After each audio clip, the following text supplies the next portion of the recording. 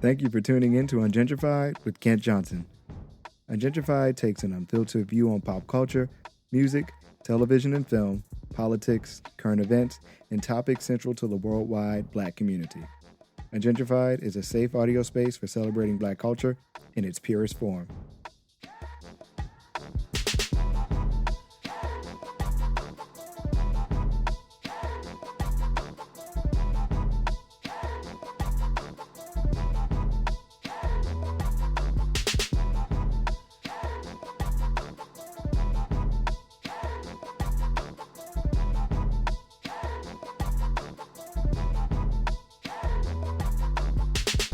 Thank you guys for tuning in to another episode of Ungentrified. I am your host, Kent Johnson, and today's topic is a good one, and I can't wait to get into it. But before we tackle the topic for today, let's hit some news and get some hot takes. So you ready to cover what's been going on in the news? Yes, sir. All right, so the first thing, and this is becoming, I don't know what's happened in the last couple of weeks. I feel like, you know, they always say things come in threes, but this feels like it's coming in threes and then multiples of threes. But in York, Pennsylvania, a golf club was hosting some members. And keep that in mind, that I said that the people that I'm going to be talking about were members of this club. It's a group of Black women who were kicked out of the club, had the police called on them because they were accused of playing too slowly. And allegedly refused requests to leave the course. Now, as I mentioned, these were members, and not only were these women members, but they're also members of an organization for African American women players called Sisters on the Fairway. But these women are very up to speed on process and rules and regulations when it comes to golf, and specifically this golf course because they're members. So the group behind them included the father of the co-owner of the club, who was right behind them on the par, came up to them when they were at a hole and told them that they were moving too slow. And they, in response, told him that, hey, the group in front of us hasn't moved, so of course we can't progress if they haven't. And left things at that. 3 of the women left because they were just like, you know, I don't have time for this. They felt they were anxious about the interaction. The other ladies went on. So at the 9th hole, it's customary at this club, and I don't know if this is in general, but to take a break and, you know, get a beer, get a drink, just take a break before you continue with the rest of the course. So the ladies did was customary, took a break. The group in front of them had also taken a break, and the group behind them had taken a break as well. So during this break, they were approached again by the group behind them saying that they were going too slow. And the women let them know that, hey, the men in front of us haven't even finished their break yet. You guys haven't even finished your break yet. Like, you're talking to me as one of the people in your crew is drinking a beer right now. What's the issue? And the commissioner, Steve Chronister, who is the father of the co-owner, Jordan Chronister, threatened to call the cops, and did. Cops show up, surprisingly, in this manner, didn't press the situation. They came there and they're like, we were called because there was an issue. We get here, there's no issue. We're leaving. But during this whole debacle, these women decide to finally leave. But luckily, they were recording this whole thing, and now it's been brought to the news. But in the recording, Mr. Chronister, former Commissioner Chronister, is being irate and ridiculous. And of course, falling in line with this recent trend that we've seen of people calling the authorities on Black people as a tactic to get what they want, knowing that this call could lead to death in many situations, as we've seen. This was frustrating to me. I don't know what your take was on it, but it was like, wait a minute, these women are members of the club. They're following protocol. Like, I'm curious to see how slow they were, quote unquote, going, but it's just, I don't know, it's not a new trend, but this trend that we're starting to see of, you know, calling the police again is just grating on me. What's your take on it? Yeah, I read it, and when I look at it, it's just like, again, it's like we know how this goes. Someone is doing something that's pretty normal. Usually a black person is doing something that's relatively normal, walking to the grocery store, listening to music, taking their time on a golf course. I don't play golf, but golf is a relatively slow sport. You take your time, right? Like, Right, right. exactly. So you're doing something normal, then someone gets frustrated and they call the cops and usually it's because they feel like their life is in danger or something, or they make up some excuse of fear. This is on another level where it's just because you were playing too slow on the golf course, we call the police for you to leave when you're a paying member. It's the same thing we've seen. It's just a different form. As you were talking through it, it went back to an episode of Fresh Prince for me where they got stopped when Will and Carlton were driving in the car and they thought they were going to, and someone called the cops on them, or the cops got stopped, pulled them over for driving too slow. I remember they were in the wrong neighborhood and they couldn't find where they were going or something like that, right? Yeah, exactly. And then Carlton's like, "Oh man, we were driving too slow. The law works." And Will's like, "Come on, man. People don't get stopped by cops for going too slow." You know, and it just reminds me of that. It's never a right way, never a wrong way. And then it's just the flagrance with which a lot of people in power, traditionally white people who are in power with little regard for anyone who is not a white male with money like themselves, there's an attitude that there's no possible way that you can know how this operates, that you have this right to be here, and it's really just you're inconveniencing them, and so they have to call the cops. I'm a little desensitized because I'm not surprised by any means, and it's not even a situation where these women are new to golf and the institution of golf is foreign to black people. They didn't onboard them properly. This is just these guys are just annoyed and wanted to flex their power, really. And it's just I'm glad the cops left, and it's like all this bad press for no reason. Right. Yeah, I don't know. I mean, it's sad this still happens, but it's not surprising. Yeah, Um, like I said, that was really the complete shocker of the the article, is that the police were like, "What are we doing here?" And so that was the part that really blew me away. yeah, I wish that would happen more often. Anytime cops are called on black people who are unarmed and minding their business as normal citizens. But hey, I mean, I hope these women, if they are paying members, I hope they remove any financial ties to this. And the other interesting thing, it's a little unrelated, but I don't know if you've ever listened to Malcolm Gladwell's podcast, Revisionist History. Yes. Yeah, did you listen to the episode on golf courses? I did not, but now I feel like I need to. Yeah, so it's what's wild is that golf courses are essentially public land that go untaxed. I'm paraphrasing grossly, so it's a little more complex, but basically it's land that's not taxed. They get huge tax subsidies. And golf is a pretty seasonal sport from what I understood the episode saying, but basically people who live in that neighborhood where there's a golf course that could have been a public park, they have no access to it. And Malcolm Gladwell at the end goes on this rant and he's like, if this is taxpayer dollars that are paying for you to have this space and make this money, there needs to be some way that taxpayers benefit from this land, especially since a lot of neighborhoods don't have access to good parks or anything like that. Right. And so on one level, it's like taxpayer dollars that could be going towards, better social institutions and infrastructure for those who really need it. It's going to give rich people a place to play golf. And then when you see stuff like this, where they're being exclusionary for no reason and, upset that there's people who don't look like them who can afford to play or are inconveniencing them, it's almost like, hold on, we're paying for this space already, even if we weren't members. And then two, we're paying taxes so you can discriminate against people. Like, so it's just like those things just piled on top of one another. That's another thing that came to mind when I read this story. Yeah, I had no idea. But yeah, and then in this woman's case, it's like, okay, we did everything. We learned the game. We pay our membership fee just like everybody else. Like, but even still, we're being victimized, or not victimized, but we're being held to some kind of standard that doesn't exist or shouldn't exist and wouldn't exist for anybody else in this situation. If there was a group of white men who were in front of the commissioner and his son playing golf, this wouldn't have been a non-issue. None of this would have occurred. But the fact that these black women stood up in response and didn't flinch when they were approached about these things and said, no, we are following protocol, we are following the rules, that became an issue.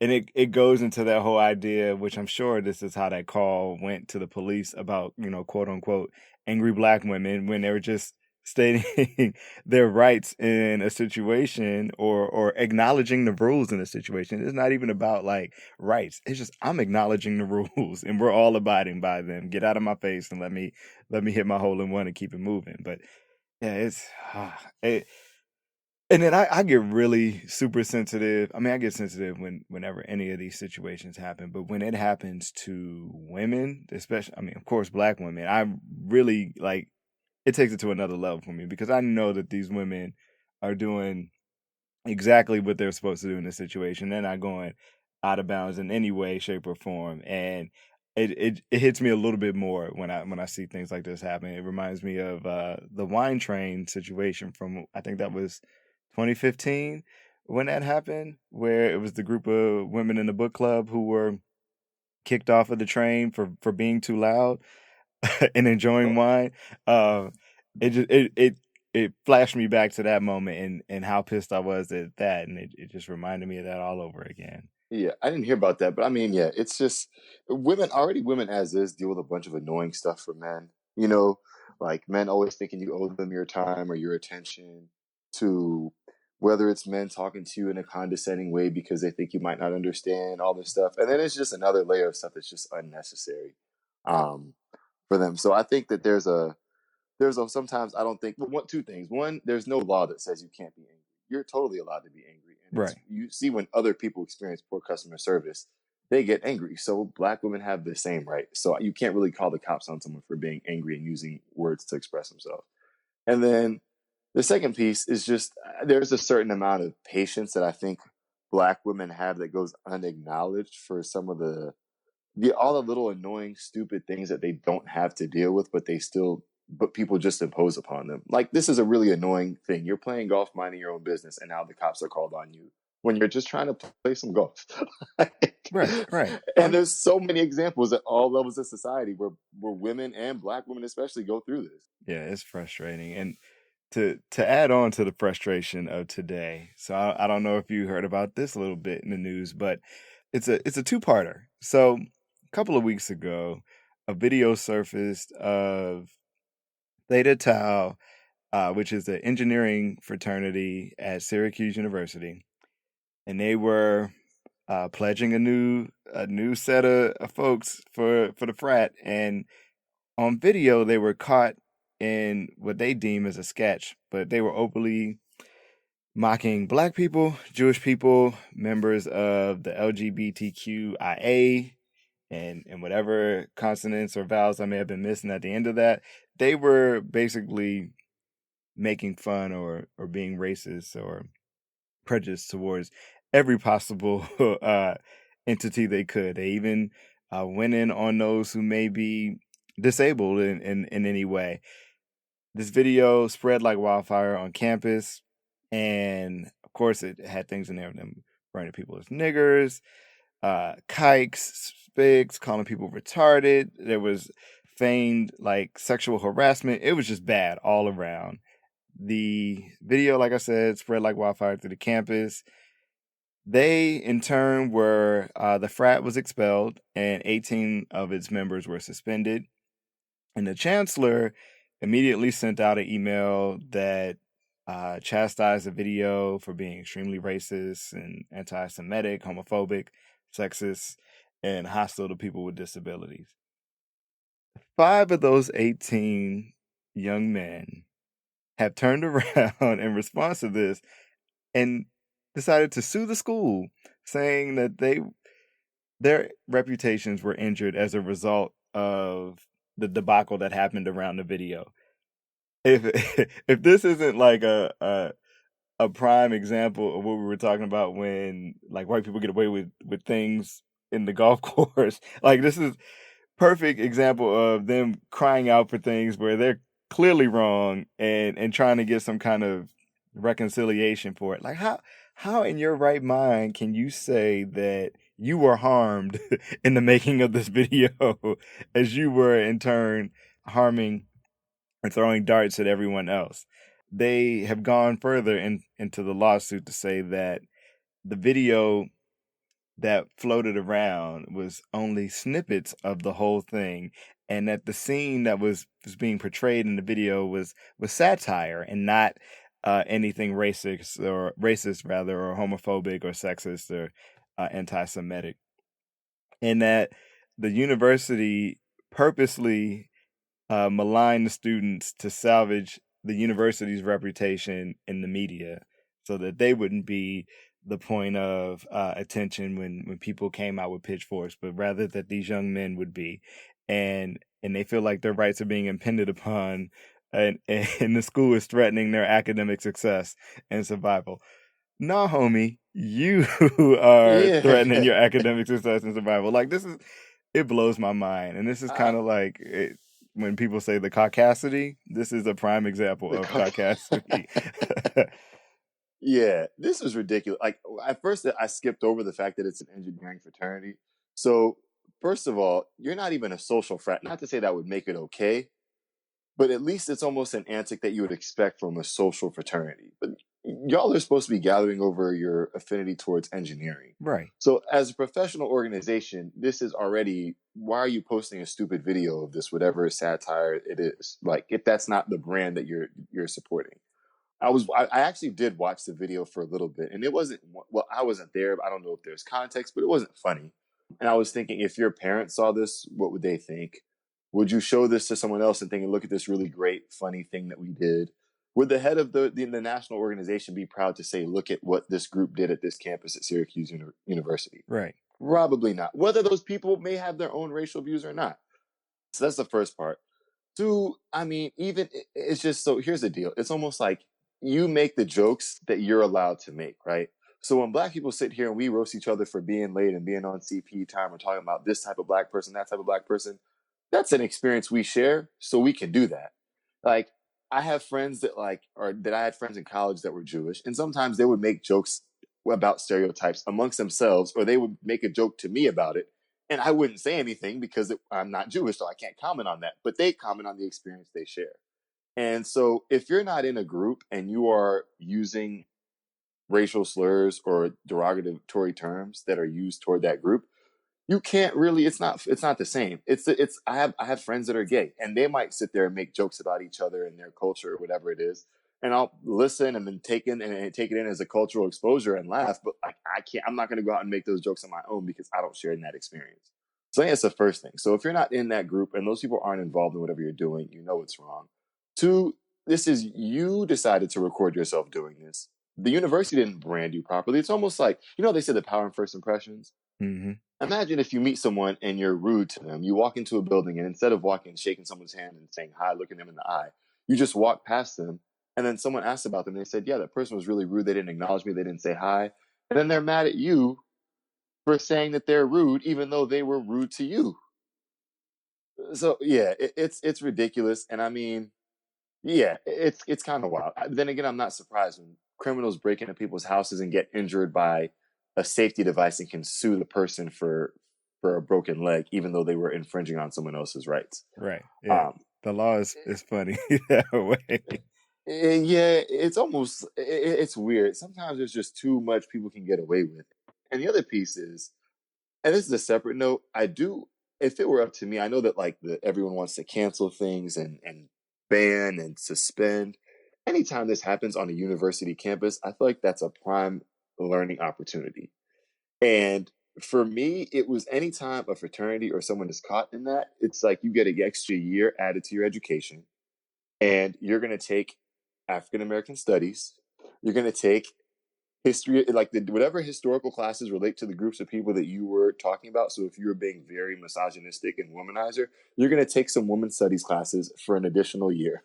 There's going to be an additional year added for all these extra classes that you need to take to really understand why people are reacting the way they do. Right. But then That's again, actually a really good idea to put out there, because it clearly, like, these things happen. It's something that makes a news cycle regularly. Like, we see these stories all the time of college students in blackface, or some kind of party that they've thrown on some racial stereotype. Like, these things happen all the time. So clearly the light switch isn't being turned on. Like, something isn't happening for people to realize that this is not a thing that you do. It's just something you Right. don't do because there's no consequence behind it. Like, yeah, okay, we got suspended. It doesn't say for how long, but I'm pretty sure these kids are coming back to class, or they're probably in class as we speak. Like, we don't know the true punishment for it, but yeah, if they actually had, okay, now you gotta, like you said, take a women's study class and get a good grade in it. Like, not only that, but show that you've actually retained this information, so that we can at least say, all right, we gave you a valid point to at least be like, we exposed you to all of this. Now, if you continue to be a fool, that's on you. But we've done that. Yeah, it's Right.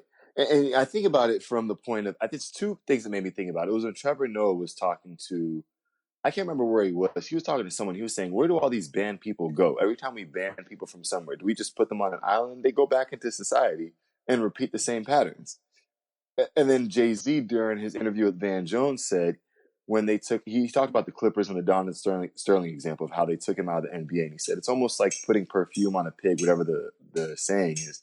He said, we didn't, take care of the root issue. We just had this Band-Aid solution. And he said that would have been a great learning opportunity. And I feel the same. I went to GW for undergrad, and there was a recent example just like this where these girls on Snapchat had a picture with a banana in their hand or something like that. And it was like, I'm 1/8 black. Obviously, their sensitivity, neither of them are black. They probably don't have a lot of black friends. And I can't remember what happened, but people were really mad about it. People were reacting. And I was thinking, I hope they don't ban them. In cases like this, there was even the issue with those guys in SAE who had that video saying the N-word that there'll never be a nigger in SAE or something like that. mm-hmm. Almost, because then it's almost, remember, like in elementary school when you have two kids and one person gets in trouble and the other one doesn't want their friend to get in trouble because it's going to make them look bad, and the person gets in trouble ends up disliking the other person instead of really understanding the issue. Right. And I think it's what happens. So instead, people have more hate in their heart towards a group where they just tiptoe around it.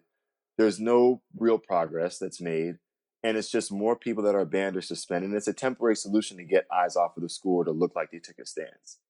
But it'd be so much stronger if there was, okay, as a part of your punishment, it pays to have these consequences. You're going to have to do an extra semester. And in that semester, you're going to have to learn about this group that you just decided you're going to disparage and take for granted. So you're going to do a history of like the Holocaust, or learn about, or maybe it could be, and it can be an interesting class, right? Maybe it's a writing class on those issues. Or maybe you're going to take a class about Jews in the Renaissance Europe, right? Then you're going to have to take an African American history course or some type of course on the Atlantic slave trade, something to give you context that's really going to help open your mind to why what you're doing is wrong versus just banning you. And university is supposed to do that. People go to school to be challenged. You go to get exposed to different things. And sometimes that happens the hard way. So I think it's a wasted opportunity anytime we just hop to canceling people, especially in an academic educational setting, Yeah. where a mind is primed to be molded. So Yeah. And the one thing I didn't add when I was telling this story or telling this news piece is that these 5 students all asked for $1 million each in response to this. So if you wanted to be a little bit more angry about this, or a little bit more frustrated about this, just think that they felt like they were wronged to the tune of $1 million each. So hopefully lessons will be learned there, but we're going to leave them where they are and go into our topic for today. I know you guys are probably wondering who I've been talking to for the last 15 minutes or so, and I'm going to let that person introduce himself. So go ahead and tell them who you are. Yep. So my name is Alix Montes. I full time I work in advertising. I work at an ad agency called Wonderman. We're a digital agency, but outside of that, I spend some of my significant amount of time practicing and teaching yoga. I teach about 3 times a week at a studio called Core Power Yoga. They're all over the country. It's something I've been doing for a while now, and that's really what brought us here. Is me, and it's rare. I'm a black male who teaches and practices yoga, and I'm straight as well. Something you don't see very often in many yoga studios. So usually people have a lot of questions when they learn that about me, and hopefully I can answer some of those for y'all today. Yes, and that's exactly why I brought Alix on. I thought he would be the best person to tackle the subject of black men and yoga. But before we slide into the main topic, Alix, one thing I ask everybody that comes on the show is what's on their radar at the moment. So it could be anything that's currently hot to you, or something that you feel like is on the verge of being hot for everybody else and you're ahead of the game. Either it's a new Netflix show, a book, an album, a rabbit hole you've fallen into on the internet. What's on your radar at the moment?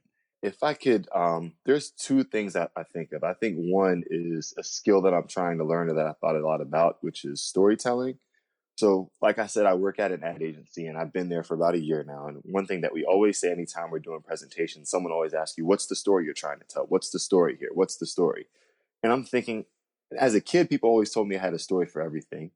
And I thought I was always a decent presenter, public speaker, but that made me really go back and think about storytelling in a business context. So, and then I went just down the thing where I started watching TED Talks about storytelling. I notice it when people are talking about Jeff Bezos and why Amazon is so good at getting money because of the story he tells.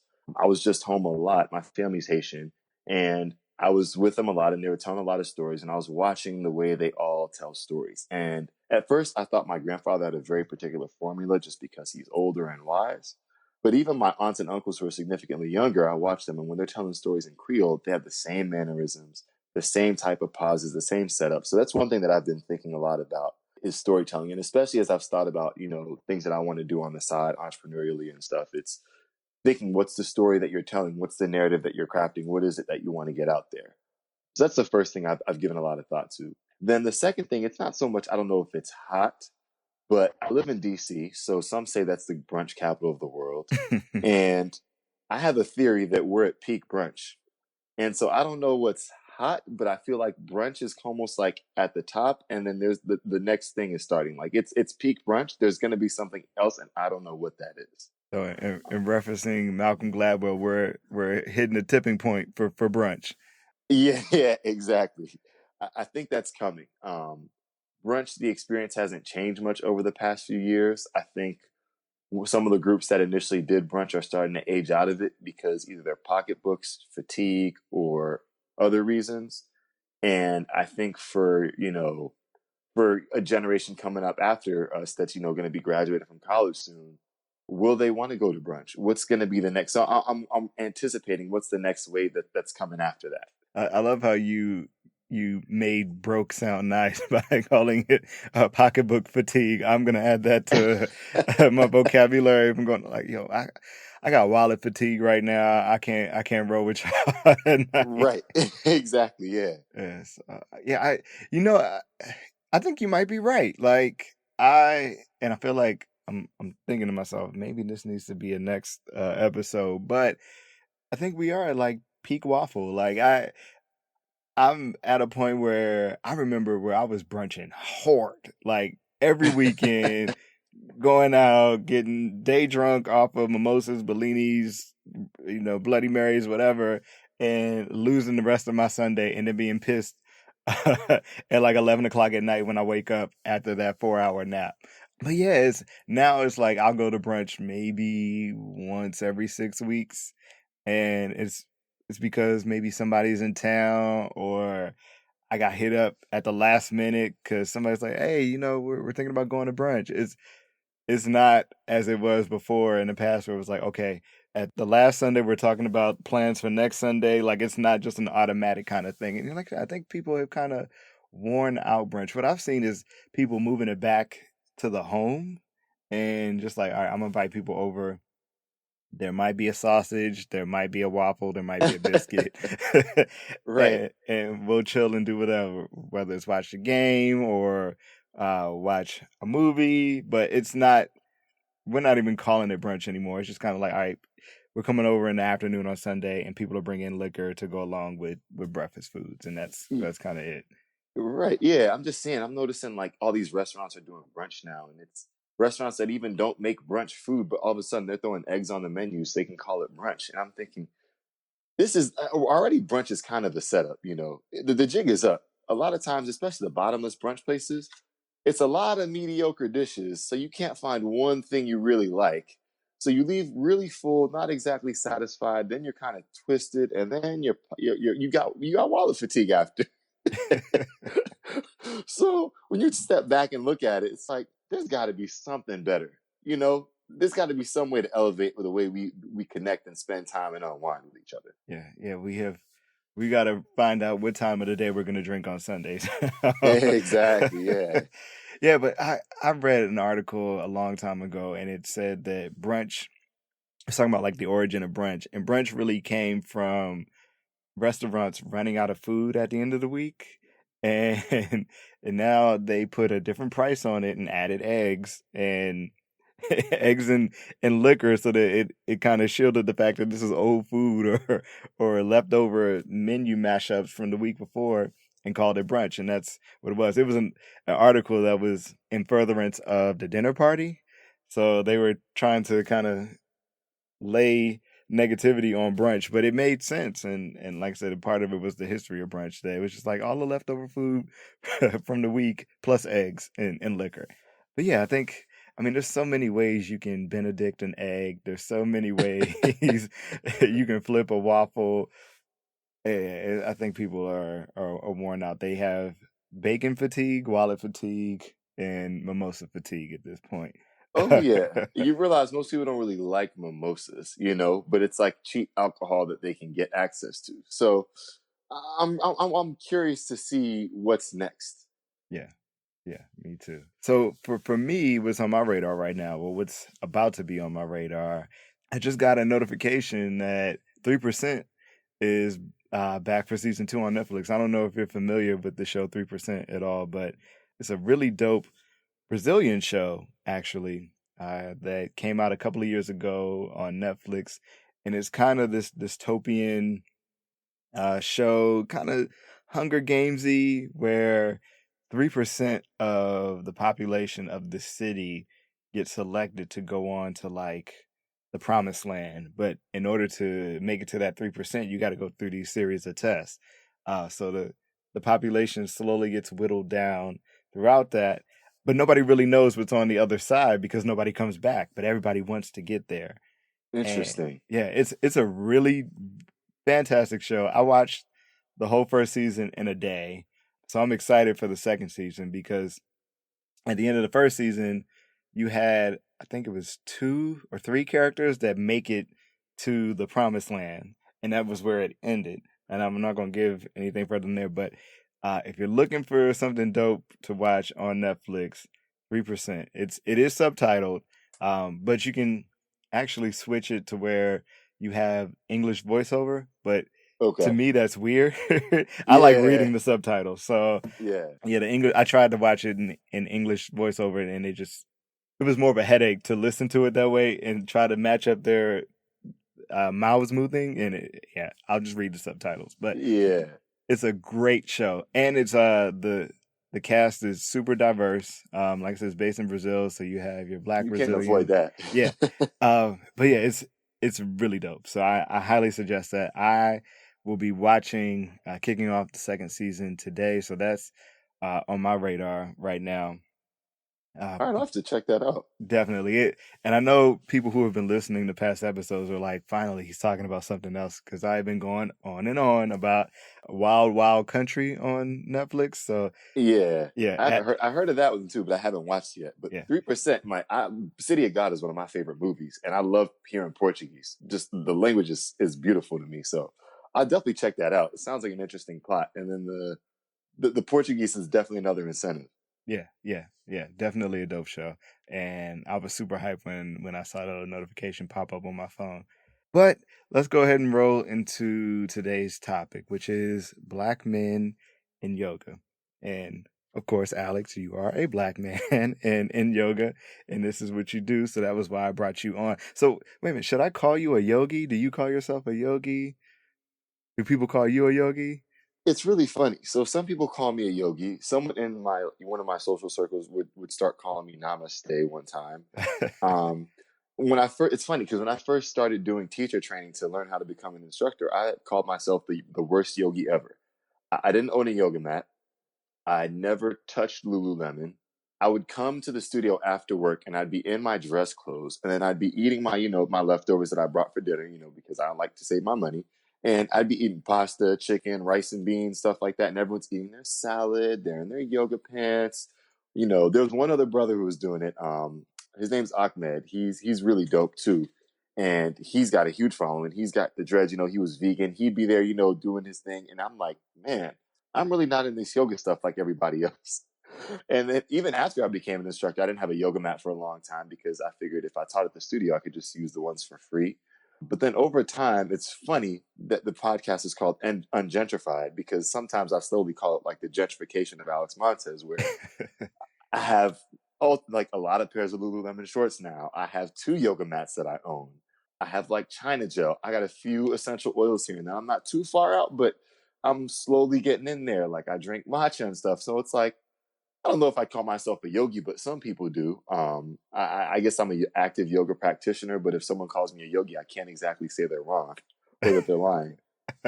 So, all right, let's rewind that. So before you went to, I didn't even know that there was a school, but before you went to school to become a yoga practitioner slash burgeoning yogi, what led you to try out yoga for the first time? Like, what was that moment that you'd be like, oh, you know what, I'm gonna try this. So my mother decided that really. So I grew up in Miami, and my first yoga class I actually took with my mother when I was about 12 years old, maybe sixth grade.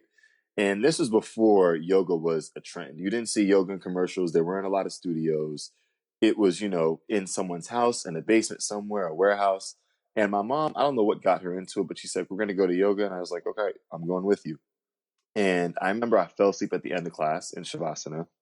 And it was maybe no more than 5 minutes. But when I opened my eyes, it was some of the best rest that I ever had. Like that 2 minute nap was better than some of the nights of sleep that I had. And I was like, yoga is really relaxing. So I talk about it like I knew it, but I couldn't tell you the name of a pose, the history. I didn't know what language it was, any of that. But I knew I felt relaxed the few times I went. So I always had a positive impression from that sense. So I grew up swimming. I went to GW. I swam for 2 years as a walk-on. And my freshman year, I needed an extra class to take, and some people suggested doing yoga. And I thought, that'll be good to stretch out and unwind before an afternoon practice on Mondays. And I really do think that it did help. I can quantify it, but I felt like it helped for sure because we were sore all the time, double workouts, crazy workload. So after my freshman year, that first semester, the other time I did yoga was like the summer after my sophomore year. And I was in the back of the class. It was a studio in DC called Down Dog. And there's this style of power yoga called like Baptiste, who's another, who pioneered another style of yoga. But at the end of the class, all you kept hearing was like a thump the whole class. And basically, I was really sweaty and we were doing these weird balancing poses and I couldn't hold it because I was slipping and I kept hitting the wall. So the whole time you kept hearing this pounding sound in the back, but I felt great afterwards. I don't know what it was. I couldn't tell you what happened, but I was like, I need to do that again. So fast forward about 3 years, I graduated from college and I've been telling myself I wanted to go to yoga. I hadn't done it in a long time.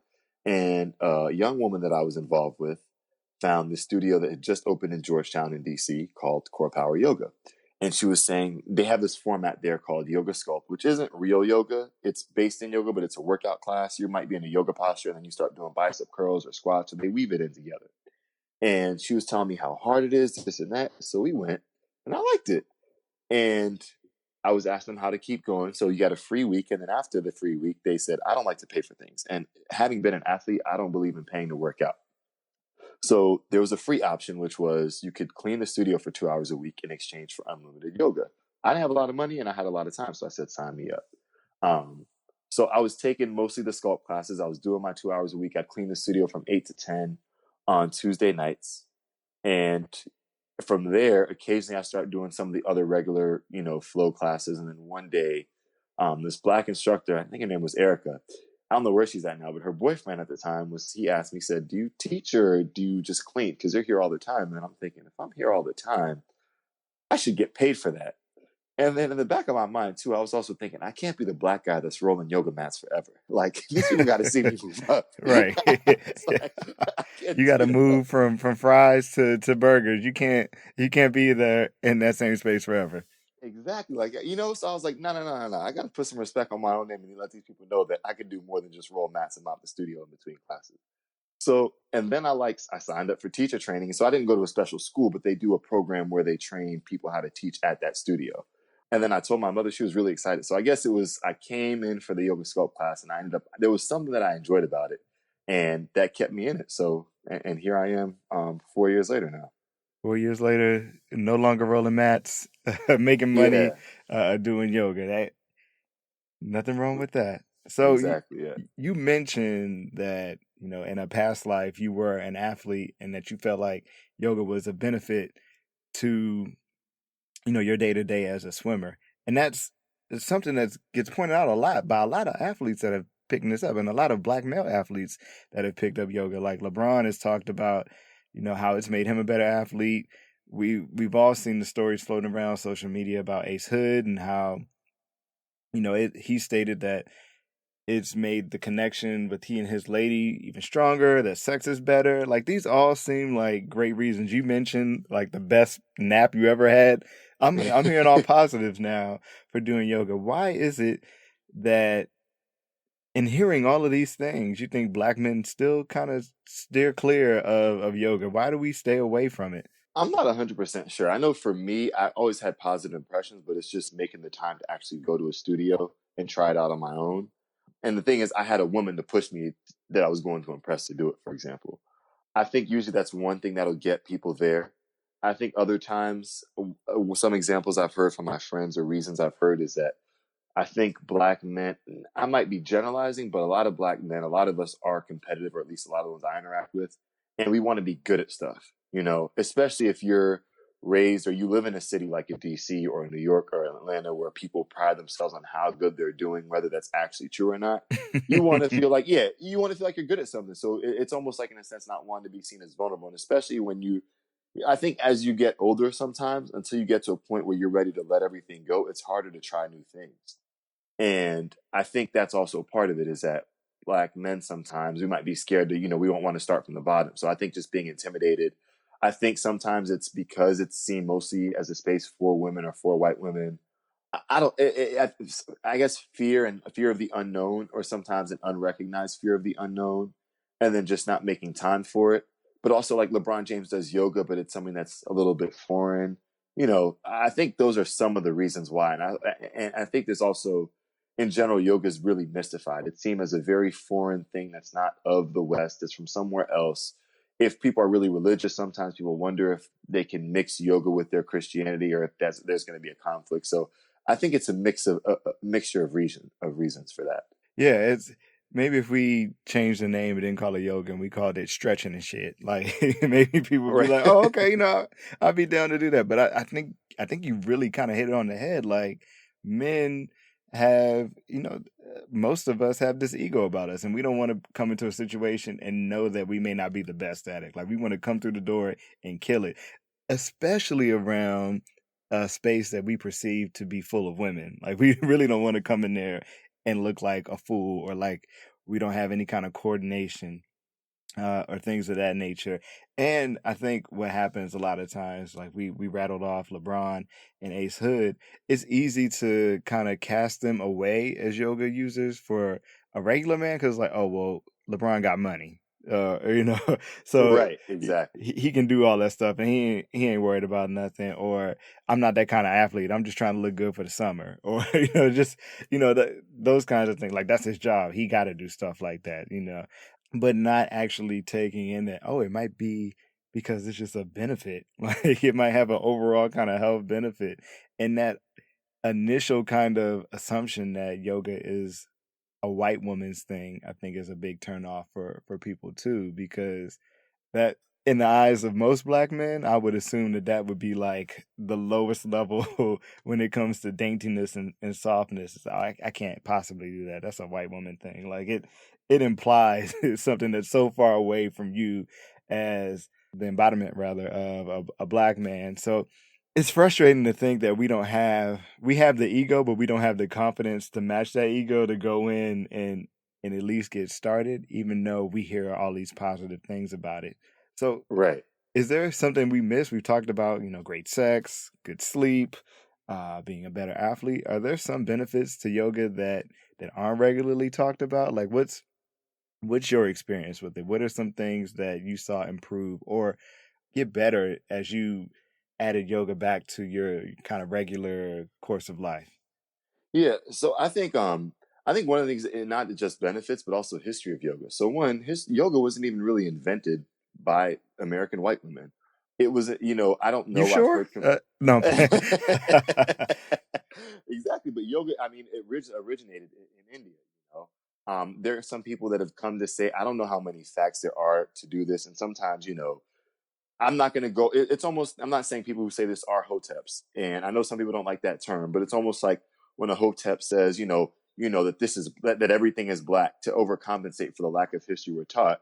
But I've heard that there's, you know, rumblings of stories that they found, you know, stuff. There's some archaeology someone's found that matches in ancient Egypt that matches up to yogic, you know, images or things that they've seen from the time that yoga was invented in India. But it was started in the East. So when it's not even something that was started by white American women, and it doesn't bar them from doing it. So if they can so easily adopt a practice that's so foreign, there's no reason we can't. That's one. I think the other benefits, I think everyone, it depends. I think you hear a lot about flexibility. I think you also build a lot of physical strength from yoga.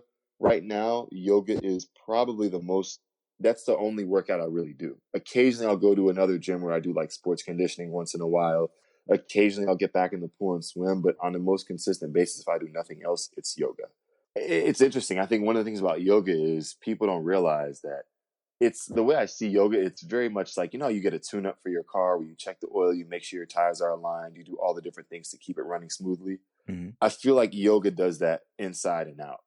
I think that there's many ways to learn lessons. And I think for me, I fit into yoga. Like I didn't learn about like breathing or like being calm through yoga. A lot of that I always believed. I have an aunt who used to pace up and down taking deep breaths. My mom would always say sometimes you need to take a deep breath to help you calm down. And I used to do that, you know, when I was stressed in the library in college, that sometimes I just walk outside, take some deep breaths, and then go back in. So some of those are things I already believed, but you know, I think what yoga teaches people, it's a physical sport where I think any physical sport can take principles of yoga and apply them. But I think yoga is the one that actively talks about them as you're doing them. So thinking about focus and being present, really understanding the power of your breath and how to leverage that. I think people talk a lot about the mental benefits of yoga, but they can't understand it. It's almost, I guess, a way of saying with yoga, it's another way to learn a lot of things that we might be taught or already recognize. So you might read something like people say you constantly improve and you're always going to keep improving. There's never a perfection. There's always a practice, right? Yoga is another way to make that resonate, but because it's something that you're actively conscious of with your body, with your mind, and then you feel it in your body, you start to recognize a little bit easier, like understanding that patience comes over time. So, and a lot of times in yoga, that comes from 3 months ago, I couldn't do this posture. 3 months later, I can do it way better than I ever did before. And then not even realizing the progress you could make in areas you thought you were strong, where it's like 3 years later, it's like, wow, I do this so much better than when I thought I mastered this 2 years ago. So I think that's another aspect of it, is definitely like the breathing. I think that there's something to be said. I think it's the focus. I think it's being able for an hour to be present, you know, not thinking. It's an hour of your time where you have to focus on what you're doing to get to the next step. You know, like you can't get from one posture to the next. Like to get to the end of class, you have to get through each posture and you take it one step at a time. And I think you can apply that in other sports. Like in swimming, for me, that was an hour away from everything else. I had to focus on moving one stroke through the pool at a time. And yoga is the same way. And I think there's a lot of those benefits that you learn in yoga that you can take off of your mat. So I think there's that. And I also think you join a strong community of people, because even though, yes, yoga is a lot of, you know, white women at the studio, but yoga is like, I called it, I had this thing where I had a Facebook status about it. And there's one thing that I learned. It's that yoga studios are like barbershops for white people. Like, so you think about the barbershop, right? Yes, When the I'm waiting for you to explain this, so please break this one down. Yeah. So for sure. So you think about barbershops, everybody's equal. So whether you come in and you're this big executive at some company, or you're just a dude off the street, or you're in college or high school, you're all equal. You're there for one reason, and that's to get your haircut because you know that is going to enhance your life. And there's this feeling of euphoria you get when you feel the clippers touch your hairline, you know? And you can't explain that, but there's a community that comes to that. You're all equals. And then the barbershop, when you're in the barbershop, the barber is the wisest person there. They're the one that's spitting all this wisdom, but they don't follow it in their own lives, right? They got a True. few baby mothers. They got all this type of mess and stuff like that. And so that's the first piece. But then in yoga studios, it's almost the same. When you're on your mat, yeah, someone might have a really nice mat, or they might have some crisp Lululemon. But you know, if you can't do a handstand, or you're, you know, tight in your hips, it's a physical practice. Everyone's equal. Everyone's, you know, breathing, moving through the same motion. It's a shared experience. And it's funny because people always think everyone in class is judging them, when really people are so focused on others not judging them that they're only paying attention to what they're doing. So then the instructors are preaching all this wisdom. They're talking about focusing and being present and letting go of things you don't need, this and this. But when they step out of the studio, their life is a hot mess like yours. You know? But it's this concept that everyone is on an equal playing field when you're at the yoga studio. We don't really talk about, what job you do, what job you do. It's a safe space. We talk about what's relevant at the moment. And then we leave the space. We leave the space. When we come back, we all come together, and it's a break from all of that. So that's my comparison. But I do think there's a community element for people with yoga, because you don't realize it, but you shed a lot of the people you talk to at a yoga studio, you might not talk to or come across them other parts of your life, whether you're another white woman or, a black male who goes into a studio being a minority. And on that note, we're going to take a brief break, but we'll be right back to wrap up this episode of Ungentrified after a word from one of our sponsors. This episode of Ungentrified is brought to you by Black and Abroad. Black and Abroad is an online travel community dedicated to inspiring and celebrating the experiences of Black travelers and expats. Interested in traveling with a handpicked group of individuals just like you? Check out Black and Abroad's curated travel experiences in destinations worldwide. Upcoming trips include Cartagena in June and Johannesburg in December for Afropunk. You can find out more about Black and Abroad and its upcoming journeys by visiting weareblackandabroad.com. I'm glad you brought up the idea of community, but on the flip side of that, there's, that moment you mentioned where you have to be present, and you have to really be present with yourself in that. And I think that might be part of the reason why we, and this is me generalizing, as Black men tend to stay away from that, because it's very rare for Black men to have that time to kind of reflect on themselves and only themselves, and have a space where they're free to think about whatever may be bothering them, or because in order to free it, you got to acknowledge it first. So it may be that moment too, that I don't want to be in a space where I have, focus and quiet to acknowledge all of the things that are going on in my life at this, moment in time. I don't want that release. And we talk about mental health a lot on Gentrified. And I think yoga is an opportunity for Black men to get a space of better mental health, but it takes that acknowledgement that, hey, you may have to, in that moment of focus, something may come up that you need to address. And I think a lot of times we just tend to avoid those opportunities that may give us enlightenment, and because we're so used to carrying whatever burden it is, Yeah. that the opportunity for getting rid of that requires us to acknowledge that it's there first, and that's a whole nother thing I'm not trying to deal with, especially with white women around. Like, Yeah. And that's fair. And I think the biggest thing from yoga is it's not like a therapy session where all this stuff comes out and you just unload on people. But I almost think have you heard the phrase distance from a problem brings you closer to it? no, I haven't. So I've heard that. I don't remember who said it, but it's a quote I've heard, and I really believe it. Sometimes you think about, are you obsessive with something, and then you finally like take a break from it, and when you come back, whether you're looking for a name for something or the solution, it comes to you when you're not thinking about it. And I think that's what yoga is. It provides a unique space, and some people that might be rock climbing, it might be basketball, but yoga provides a space. It's just another activity, that provides a space for you to take a mental break from all the things you're thinking about. And I think that's a problem. So I just read this book called The Power of Now. It's a little loopy, it's a little out there, but it's very practical and explains how your brain works sometimes. And our brain is a tool that likes to solve problems. And a lot of times we make up problems in our head before we have any real data from our senses to tell us that that's what's going to happen. And I think in yoga, because you're doing the breath, and if you practice breathing, it actually, I think, I don't know the science behind it, but it's very hard for your mind to race and go on this rabbit hole on whatever topic when you're breathing. And so when you're in a class and you have to be focused on what your body's doing, you're experiencing these physical sensations out of pain, or, because you're trying to like learn a new thing, or you're challenging yourself physically, and you're breathing and really tuning things out, you come out and you have the space of mental clarity. And it's not so much you might have a solution to something or you've been able to let go of something, but it's almost like your brain just took a break, and like you come out of class and you're fresh and you can approach things in your life with fresh eyes. And sometimes and one of the big things about yoga, it's really letting go of the ego. The ego is really a built up person or image in your head, and it's not real, like the ego, like it hurts your, like, and you let that go in yoga and it might not even realize it. So, for example, the fact that you're willing to try something new, that's a layer of your ego that you shed. Then when you were in class and you tried to do crow pose and you fell over and you laughed about it, that's another layer of your ego that goes away. And so over time, as you become comfortable taking risks in this four corners of your mat, let me try this posture. Even if I don't get it today, let me see what that feels like. And you're like, oh, nope, not today. Let me go back to this comfortable thing. That's a layer of your ego that's shed. Or when they're like, maybe use a block instead of trying to bring your hands all the way to the mat. And you're like, you know what? Let me do that. That feels better. And over time, it's like subconsciously training your body to let go of that. And I think once you start to let go of that ego over time, I think that's a huge piece of where a lot of the mental, suffering comes from, because like the ego, this built up image of who we think we should be and where we think we should be and how we should be.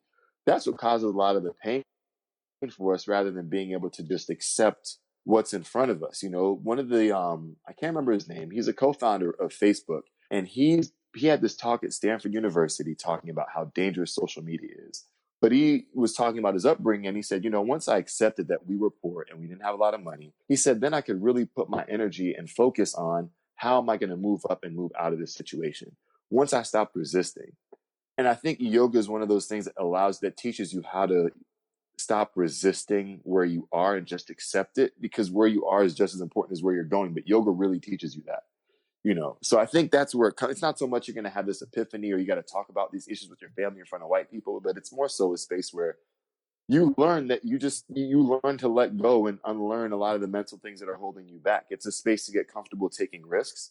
And you take a little bit of that and you apply it to somewhere else in your life as you move. And you do that subconsciously a lot of times. I hope that people took all of that in, because it's a valid point. It's a space to figure out a better you, whatever that may be, and to be in a space where you may be vulnerable. Part of growth is putting yourself in situations where you may not be the best, and some people don't acknowledge that. They're so cool with doing, being great at everything and having things run as they know it, and don't ever put themselves in a discomfort zone to grow. And if we're supposed to be, constantly evolving, getting better, you can't do that if you're doing the same thing over and over and over. So it's definitely a challenge that people should pick up on. Exactly. And just really quick to add on, and there's like this thing I always think in my head, and I've always thought, and sometimes I'll share it, but I really believe that we have this concept of ego, but the biggest acts of humility to me are the biggest displays of confidence, because you're willing to go out and fail. You're willing to try something new. You know that you'll be able to bounce back, So that's just a more food for thought, and that making ourselves vulnerable is actually one way to really develop our sense of self-efficacy and confidence. Agreed. So tell me, have your friends opened themselves up to being vulnerable? What are their responses to you being a yogi? What do they think about it? Well, there's one is a stereotypical response from a lot of men. So it's like, man, I bet there's a lot of women out there, huh? Right. So that's the first piece. Yes, there are a lot of women. I've done my best to refrain, to minimize or limit any type of dating in the yoga environment, just mainly because, especially with students, because there's just one, if I'm the only black guy there, we're already over sexualizing the media. And it's like, just, relationships in the workplace, they can happen, but it's not good practice to follow.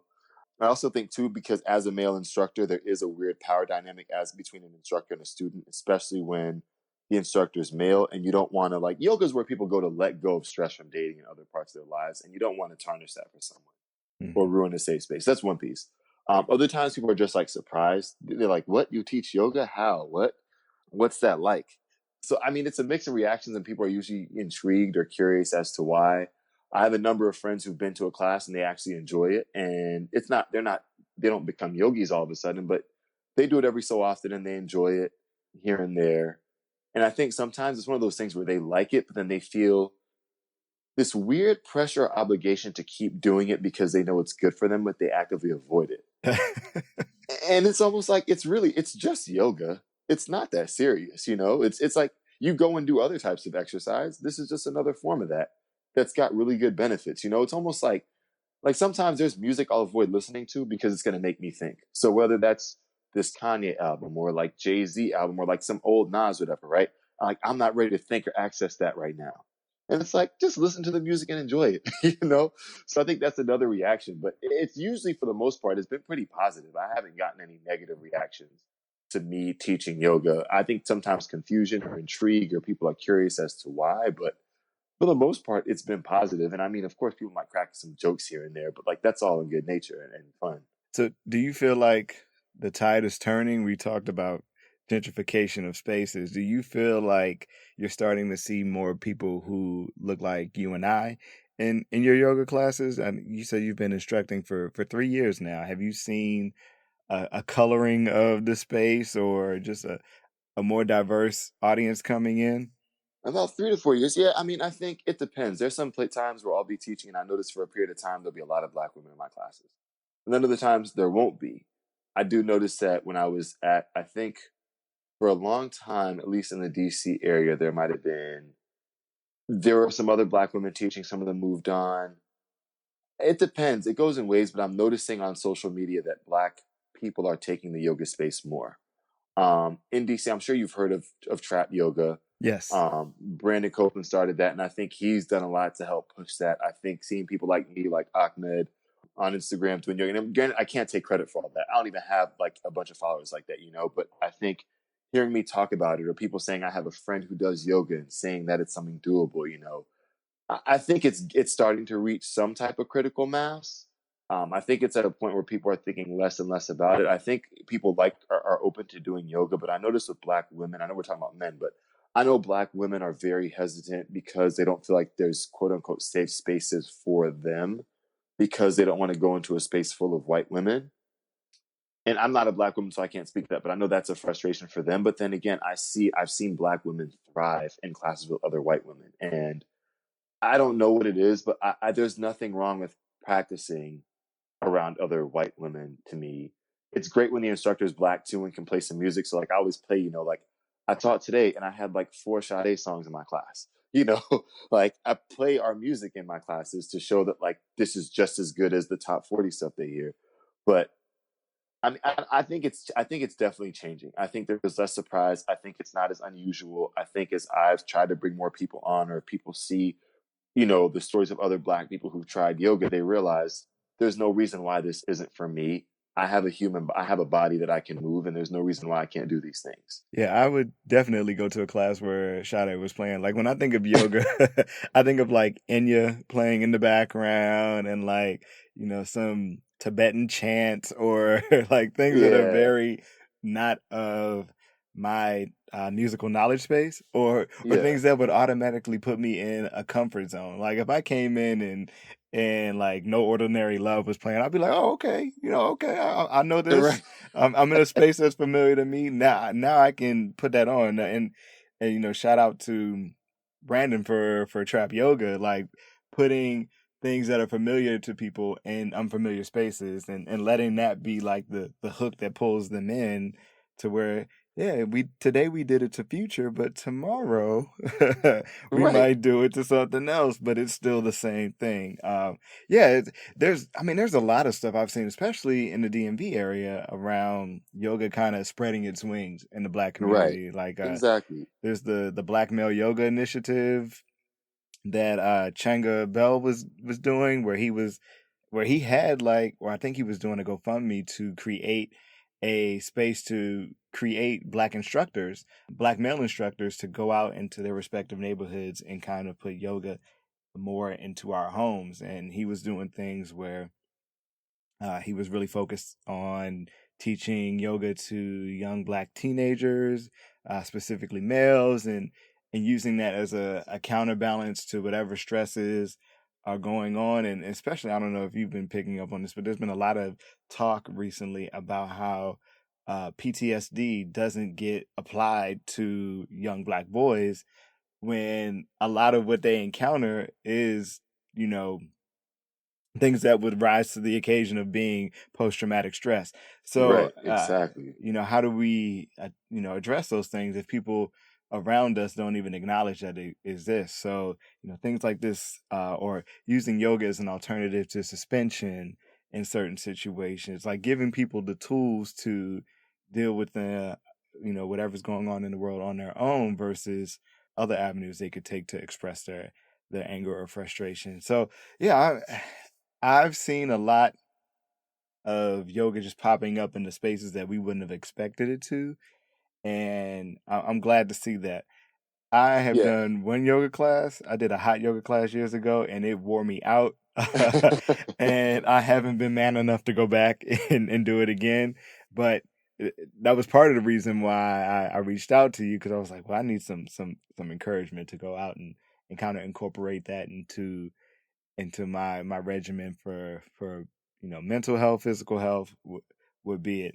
But yeah, I'm glad to see just a certain amount of change happening and our communities being a little bit more open to it. So if you were to give advice for someone who was looking to dip their toe into the yoga pond or figure out what would be their first steps, like what is the thing that you feel like Black men need to get over outside of their ego and really take that first step to considering yoga? I think so. One thing you mentioned was you said something about giving people tools. A good way to think of it is yoga is it's just a tool, and it's a tool that's full of tools. There's the breath, there's the movement. So I think one, just deconstructing. It's not this whole thing where you come out on the other side. So I think the first thing is just like, don't take it so serious. It really, you meet a lot of really chill people in yoga because yoga chills you out. It does. So it's one, just don't, like, take the drama out of it, just try it out. I think two, it's maybe, try to find, people worry about money or something like that, just from a more practical standpoint. See if there's classes you can try for free. I think is a good place to do it. And I recommend going to beginners classes. And people always say they need a beginners class. And I think the other piece of advice is stop selling yourself so short, because you've never done it. You have no evidence that says you're going to be as terrible as you think. And no one's grading you in yoga. So I think the best advice, actually, really, it's just start. And maybe if it comes to it, like, in whatever you need to get there, maybe you bring another woman with you, or you bring a friend with you to go and try it out. But it's really just to start, and just a lot. It's just an experience that you go and you enjoy. I've heard some people say, "But I'm not flexible," and it's like, well, you can bench 300 pounds. When you first started lifting weights, could you bench 300 pounds? I think that's one. Also recognizing that, be open. Like, I think sometimes we go to yoga thinking or expecting, or we go into things expecting a certain outcome. I say just let go of the expectations. Let go of whatever, misconceptions or fears that you have. It's easier said than done, but take it out of it, and then just go into it, with an open mind and try something new. And the best way to do it is to just do it. Stop thinking and just do it. Find a studio, do a quick Google search. A lot of them have, intro classes that you can take, or they do an introductory week. Core Power Yoga is all over the country, and they do a free week, and just try them out. And yeah, just go. And if it's like, take someone with you, if you have to put it on your calendar and make time for it, just go. That's the best advice that I'll say, is to just try it. Just literally, like Nike says, just do it. And there's so many different types. Like, you have trap yoga, you have what I learned today, Sade slash 90s R&B yoga. Like, Yeah, there are options out there. definitely. And I think, like, so for example, like, I think if you wanted to go get into it to look at the different types, I think it's helpful. I mean, so a lot of times people say that, like, they think Bikram is the form of hot yoga, when there's many different types of hot yoga. And all hot yoga is you're doing the postures in a heated room. And the heat is really good because it helps loosen up your muscles a little bit. So if you ever watch, like, basketball games and they still have their warm-ups on while they're doing their stretches, that's to keep their muscles warm so they can, keep them loose. So it's the same in yoga. So there's Bikram, which is more, 90 minutes. It really focused on, like, spine strength and, like, hips. And sometimes I haven't done that much Bikram, but sometimes those teach can be a little rough.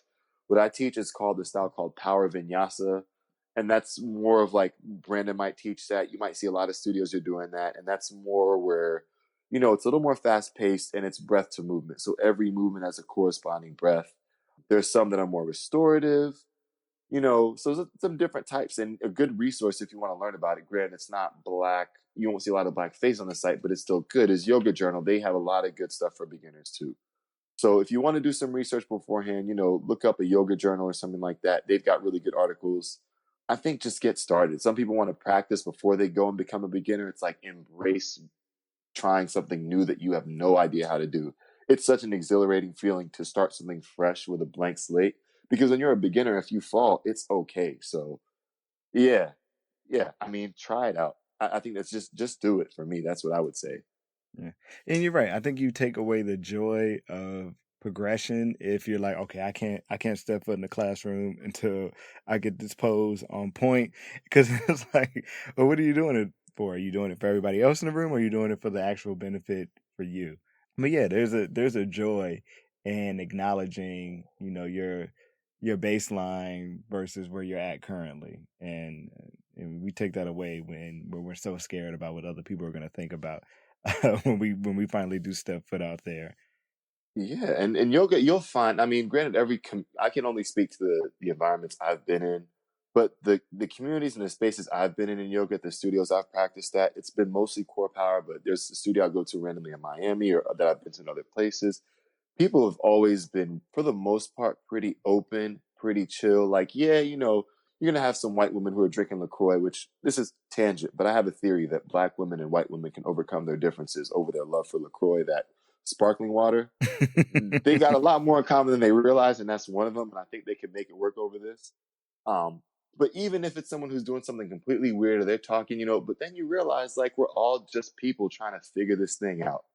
And I think it's such a health. I think that's another weird benefit of yoga we don't talk about. Is that, people aren't judging you, and you realize, like, there's a lot of differences we have, and that's really dope to go and acknowledge that in that space.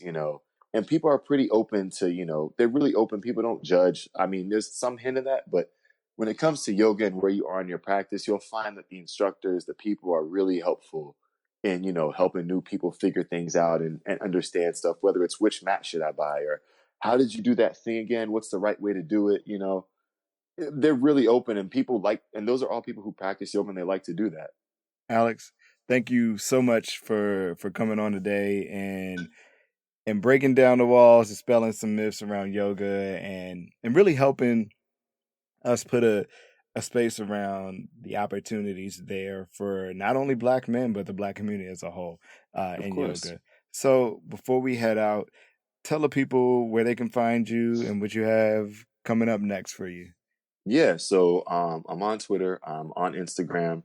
My name is Alix Montes, so it's Alex with an I. A little strange, but my family's Haitian, so it's French. And then Montes, Montes. So Alex Montes on Facebook and Instagram. One thing that is next for me, I wish I had everything up, but I had a very crazy month. But there's a concept that I'm working on, and I hope no one steals this, but I'm putting it out there. And the name I'm playing with is called Fix Your Energy. And the story is, my roommate and I were talking about how we'd spend our ideal New Year's Eve. And I said, I want to take a yoga class that ends on around midnight. Champagne toast, green juice, food, and it really, you can party in your athleisure as you are. So I'm looking to test it beforehand, coming soon. So on a Friday in DC, Baltimore area, hopefully coming up in the next few months. Basically, it'll be a yoga class followed by a party. There will be some libations, there will be some green juice, some good food, and it will all be to a live DJ.